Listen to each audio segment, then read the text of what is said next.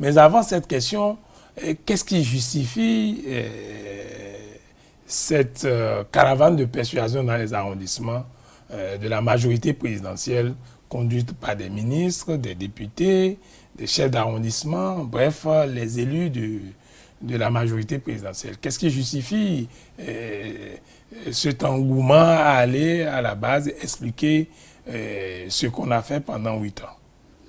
Merci beaucoup. Je crois que avant de justifier cette méthode, il faut montrer d'abord l'importance de ce que c'est qu'une reddition de comptes.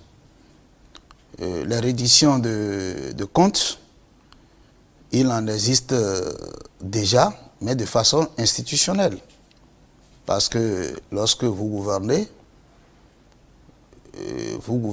avec des fonds publics. Des fonds publics. Dans le budget général de l'État, vous n'allez voir aucune ligne qui porte le nom Patrice Talon, où on met un montant. Ça veut dire que depuis que le président Talon est là, il n'a pas sorti un franc de sa poche de façon officielle, inscrit bien sûr au budget général de l'État en termes de recettes pour pouvoir exécuter les dépenses. Ça veut dire que c'est avec les fonds publics qu'il a gouverné pendant 8 ans. C'est vrai que, comme je vous l'ai dit, il y a des mécanismes classiques de reddition de comptes. Vous savez qu'actuellement, nous avons la Cour des comptes qui est institutionnalisée, qui est inscrite dans la Constitution actuellement, toujours dans le but d'une reddition de comptes qui est classique, qui est technique. Ça veut dire que, sur le principe, on conçoit que lorsque vous utilisez les fonds publics, vous avez l'obligation de redevabilité.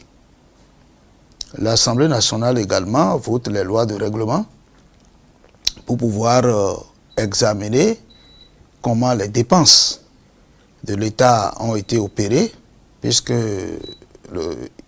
l'Assemblée nationale vote le budget de l'État, donc permet à l'exécutif d'avoir les ressources nécessaires pour faire face aux dépenses. Donc, à l'arrivée, l'Assemblée nationale vote les lois de règlement pour vérifier en quelque sorte comment les dépenses de l'État ont été opérées. Donc, ça veut dire que sur le principe, c'est déjà acté dans les lois, dans les textes, qu'il faut une reddition de comptes.